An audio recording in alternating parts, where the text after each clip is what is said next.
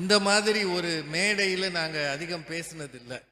ஏதோ ஃபிலிம்ஃபேர் விருது தர்ற மாதிரி ரேம்ப் வாக்கெல்லாம் வச்சு பட்டிமன்றம் நடத்தினது என்னோட அனுபவத்தில் இதுதான் முதல் முறை. ஆமாம், நான் கூட நினைச்சேன் நடுவர் ஐயாவை அங்கே உட்கார வச்சிடலாம்னு. நாங்கள் எல்லாரும் வேற ஊரில் இருக்க மாதிரி இருக்கோம். பட்டிமன்றத்துக்கு இது மேடை இல்லை.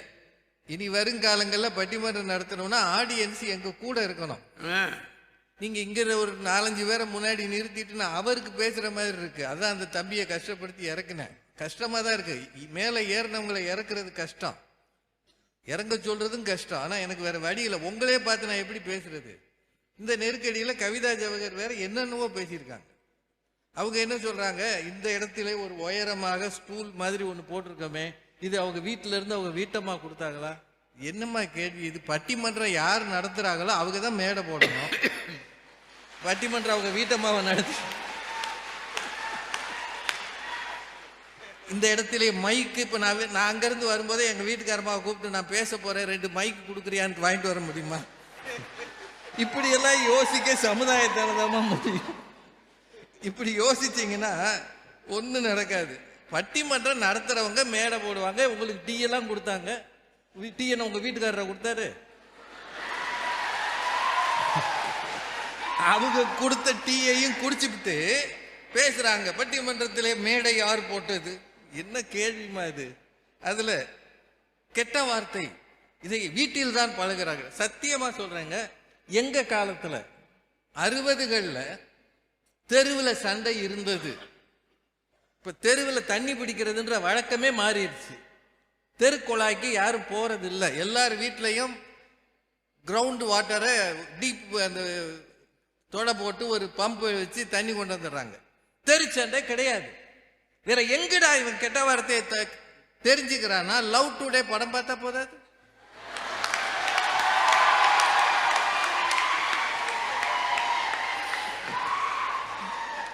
மாமா குட்டி பன்னி குட்டி, ஒரு சினிமா முழுக்க கெட்ட வார்த்தை. வேற ஒண்ணும் வேண்டாம். சின்ன குழந்தைகள் ஊ சொல்றியா மாமா, ஊ சொல்றியா மாமா. இந்த பாட்டை எந்த தாயாவது எந்த தகப்பனாவது தான் குழந்தைக்கு சொல்லி கொடுப்பாரா? நீங்க சொல்றீங்க சமுதாயம் தான் காப்பாத்துது. கான்டாக்ட் சர்டிபிகேட் பள்ளிக்கூடம் தானே தருகிறது. ஆமா, உங்க வேலை அதுதானே. கான்டாக்ட் சர்டிபிகேட் தாசில்தாரை கொடுப்பாரு, பள்ளிக்கூடம் தான் கல்லூரி தான் கொடுக்கணும். யாருக்கு என்ன வேலையோ அதை செய்யணுமா? என்னம்மா அநியாயம் பண்றீங்க? இவர் ஏதோ பாவம் மணி முறையா ஒரு வெள்ளச்சட்டையை போட்டு வந்துட்டாருங்க.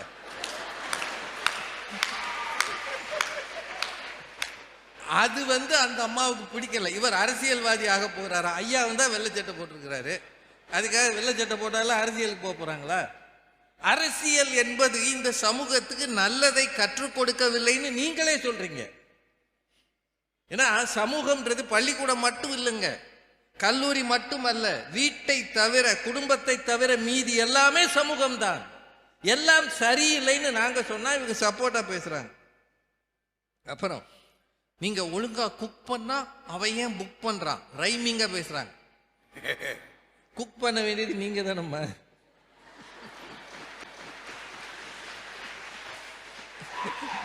தன்னை பத்தி தானே தப்பா பேசுறதுக்கு 2 பேர் அந்த அணியில வந்திருக்காங்க. இதை ராஜ்குமார் பரவாயில்ல சொல்லிட்டு போட்டோம். குக் பண்றது நீங்க தான். சரிங்க, வெளியில ஷவர்மா வாங்கி சாப்பிட்ட எத்தனை பிள்ளைங்க ஆஸ்பத்திரியில் அட்மிட் ஆச்சு? கேரளால நிறைய பிள்ளைங்க இறந்தே போச்சு. சமூகம் தானே தருது. இது கெட்டு போன இறைச்சி, கெட்டு போன ஒரு உணவு. இந்த உணவை யாரோ ஒரு புள்ள புக் பண்ணுது, அதுக்கு கொடுக்க கூடாதுன்ற பொறுப்பு இந்த சமூகத்துக்கு இல்லை. எந்த தாயாவது தகப்பனாவது கெட்டு போன இறைச்சியை, கெட்டு போன உணவை பிள்ளைகளுக்கு கொடுப்பானா? சமூகம் கொடுக்கறதை அப்ப யாருக்கு எடுக்கிறது?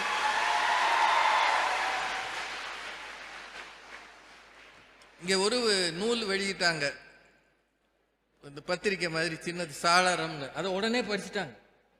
படிச்சு அதில் படம் வரைந்து இருக்கிறதே. எந்த தகப்பனுக்காவது ஓவியம் வரைவது தெரியுமா? இது என்னங்க கேள்வி இது? சாளரத்தில் மாசு இல்லா உலகம்னு அவங்க தலைப்பு போட்டிருக்காங்க. மாசு இல்லா உலகம் பற்றி சமூகம் யோசிக்கலாம். பிள்ளைகளுக்கு மாசு இல்லா மனசு வேண்டும் என்று குடும்பம் தான் யோசிக்கும். தயவு செய்து மறந்துடாது. சரி, அது எல்லாத்தையும் விட்டுலாங்க. இந்த வேண்டாம்னு ஒரு பிள்ளை இருந்ததே, வேண்டாமா, பெற்றோர் வேண்டாம்னு பேர் வச்சாங்களாம். அந்த பிள்ளை இப்போ விஐடியில படிச்சிருச்சான். எப்படிமா? விஐடி வேந்தர் விஸ்வநாதன் அந்த பிள்ளையை பறந்தோடனே கூட்டு போய் என் பள்ளி என் கல்லூரியில் படினா சொன்னாரு. பேர் தாமா வேண்டாம்னு வச்சான். வேண்டாம்னு பேர் வச்ச பிள்ளையையும் பள்ளிக்கூடத்தில் சேர்த்தது அந்த வீடா இல்லையா? நீங்க விஐடி வளாகத்துக்கு ஒரு தடவை போய் பாருங்க, அது வெளிநாடு மாதிரி இருக்கும். அங்க போய் சேர்ந்து ஒரு பிள்ளைய படிக்க வைக்கணும்னா பெற்றோர் எவ்வளவு காசு கொடுத்துருக்கணும். அங்க போய் படிச்ச பிறகுதான் அவன் வருவான். அவனுக்கு ஜப்பான்ல இருந்து வந்தது இதெல்லாம் சொன்னாங்க. சார், பெண் கல்வி இவ்வளவு பெருகி இருக்கிறதே அதுக்கு காரணம் யாருன்னு அவங்க கேட்டாங்க.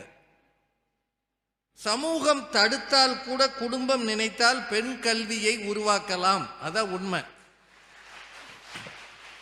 நொபேல் பரிசு பெற்றவர்கள் யூசுப் மலாலா பாகிஸ்தான்ல அவங்க வசிக்கிற பகுதியில் ஒரு தீவிரவாத கும்பல் பெண் பிள்ளைகளை படிக்க கூடாதுன்னு சொன்னது. போனா சுட்டு போடுவேன்னு சொன்னாங்க. அப்படியே சுட்டாங்க. அந்த பொண்ணை அப்புறம் உலகம் காப்பாத்துச்சு. ஆனா அந்த சூழலில் கூட தன் பிள்ளைக்கு உயிருக்கு ஆபத்து இருக்கிறது என்று தெரிந்தாலும் அந்த பிள்ளையை பள்ளிக்கு அனுப்பியது அவங்க தந்தை, அவங்க அப்பா தான் அனுப்பினார். உலக வரலாறுன்னு கொஞ்சம் பாருங்க. அப்புறம் இது எல்லாம் சரிங்க, ரஜினிகாந்த் அவர் கதையை எதுக்கு எடுத்தீங்க? அவரு தாதா சாஹிப் பால்கே விருது வாங்கியிருக்கிறார்.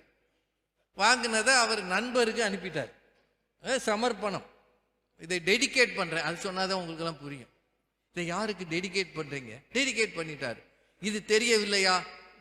இது தலைப்பு என்ன? மாணவரின் முன்னேற்றத்திற்கு யார் காரணம்? அது அவங்களே சொன்னாங்க. பள்ளிக்கு வெளியில் போனால், பள்ளிக்குள்ளே இருந்தால் தான் மாணவன், பள்ளிக்கு வெளியில் போனால் மாணவனா அப்படின்னு அவங்க கேட்குறாங்க. இப்போ நீங்களாம் வெளியில் போன பிறகு ஸ்டூடெண்ட் இல்லையா? படிக்கிற வரைக்கும் மாணவன். ஏன் உலகத்தில் எல்லாரும் கடைசி வரைக்கும் மாணவன் தான். எவன் ஒருவன் கற்றுக்கொள்ளுகிற ஆர்வம் இருக்கிறதோ அவனுக்கு கடைசி வரைக்கும் அவன் மாணவன் தான்.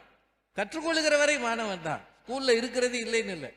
ரஜினிகாந்த் ஐயா பரிசு வாங்கினது நண்பருக்கு கொடுத்துட்டாராம். ஏன்னா அவர் தான் கண்டக்டராக இருக்கும்போது நீ நடிக்கிறதுக்கு வாய்ப்பு இருக்குன்னு இவருக்கு முதல்ல சொன்னாராம். அவங்க தான் சொன்னாங்க, எந்த ஒரு பிள்ளையின் திறமையையும் அப்பா அம்மா கண்டுபிடிப்பதில்லை, ஆசிரியர்கள் தான் கண்டுபிடிக்கிறாங்கன்னு சொன்னாங்கல்ல கவிதா ஜவஹர். ரஜினிகாந்தும் கொஞ்ச நாள் பள்ளிக்கூடத்தில் படித்தார். ஏன் அவர் நடிப்பு திறமை ஒரு வாத்தியாரும் கண்டுபிடிக்கல? இல்லைங்க, அவங்க சொல்றது சரியா இருந்தா அவர் 8ஆம் கிளாஸ் படிக்கும் போதே ஒரு வாத்தியார் கூப்பிட்டு நீ போடா சூப்பர் ஸ்டார் ஆயிடுறா. ஏன் ரொம்ப நாள் கழிச்சு ஏன் அவர் கண்டக்டரா இருக்கும்போது நான் நேரடியாவே அவர்கிட்ட கேட்டிருக்கேங்க, எப்படி சார் உங்களுக்கு இது தோணுச்சு அப்படின்னு. அப்ப அவர் சொன்னது இது, அந்த சென்னை இது பெங்களூர்ல அந்த மெயின் ஏரியாவில் அந்த ஸ்டேஷனுக்கு முன்னாடி இவங்க பஸ் நிற்குமா. அப்போ தற்செயலா ஒருத்தர்கிட்ட ஜோசியம் பார்த்தாராம். இது அவர் சொன்ன வரி. ஜோதிடம் பார்த்தாராம். அந்த ஜோதிடர் சொன்னாரா நீ பெரிய கோடீஸ்வரன் ஆக போற அப்படின்னு இவர்கிட்ட சொல்லியிருக்கிறார். சுத்தி இருக்கிற எல்லா ஜோதிடர் அதில் இந்த கைரேகை பார்க்குறவங்க, ஒரு காலத்தில் அப்படி நிறைய இருந்தது. 2-3 பேர் இந்த கைரேகை பார்த்தே அபாரமான கைரேகை, இவர் பெரிய பணக்காரர் ஆவார், பெரிய பணக்காரர் ஆவார். 3-4 பேர் ஒரே மாதிரி ஜோதிடம் சொன்னாங்களாம். இப்போ நான் கேட்டேன், அப்புறம் என்ன சார் நடந்ததுன்னு. இம்மீடியட்டா நிறைய லாட்ரி சீட்டு வாங்கினேன், சம்பளத்துக்கெல்லாம் லாட்ரி சீட்டு வாங்கினேன்னாரு. அது பணக்காரர் ஆக போறானோன்னு அவருக்கு என்ன தோணுச்சுன்னா அவ்வளவு சம்பளத்துக்கும் லாட்ரி சீட்டு வாங்கினாராம் கொஞ்ச நாளைக்கு. அப்ப அவருக்கு நடிக்க போவேன்னு அவருக்கே தெரியாது. ஆசிரியர் திறமைகளை கண்டுபிடிக்கிறார் என்றால் சொல்லியிருக்கணுமா இல்லையா ரஜினிகாந்துக்கு? நீதான் அகில உலக சூப்பர் ஸ்டார்னு சொன்னாரா? கண்டக்டர் வேலைக்கு அனுப்பி வச்சிருக்கிறார். அதானுங்க அவர் படிச்சதுக்கு. கேட்டா என்னென்னவோ சொல்றாங்க. அவர் ராஜ்குமார், அவர் பாவம் சீரியல் பார்க்கிறது அப்பா அம்மா, அதனால தான் பிள்ளைகள் கெட்டு போகிறது. பயலுக மொபைல்ல கொரியன் சீரியலே பார்த்துக்கிட்டு இருக்காங்க. உங்களுக்கு தெரியுமா? இப்ப நம்ம பயலுகெல்லாம் நேர கொரியாவுக்கு போயிட்டாங்க. அவங்களுக்கு தெரிஞ்ச லாங்குவேஜே கொரியன் தான். பிடிச்ச நடிகர்கள் நம்ம ஆளுங்க கிடையாது, கொரியன் நடிகர்கள் தான் பிடிச்சிருக்கு.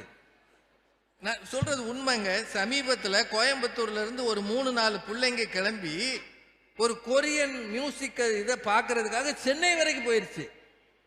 கொரியால இருந்து ஒரு மியூசிக் ஆல்பம் போட்டிருக்கான். இந்த ஆல்பத்தை அதில் நடித்தவங்களை பார்க்கறதுக்காக எந்த ஏற்பாடும் இல்லாமல் 4 பிள்ளைங்க சென்னை ஏர்போர்ட்டில் போய் நின்றுருக்கு. வீட்டில் இருக்கிற காசெல்லாம் எடுத்துட்டு நடந்தது இது. அப்புறம் அங்கே இருக்கிற போலீஸ்காரங்க சொல்லி கொரியாவுக்கெல்லாம் சும்மா போக முடியாதுமா, கொரியா ஒன்றும் அருப்புக்கோட்டைக்கிட்ட இல்லை, அது ஏதோ ராமநாதபுரம் பக்கத்தில் கொரியா இருக்குன்னு நினச்சி போயிருக்கு. அப்படி படிச்சிருக்கு அது.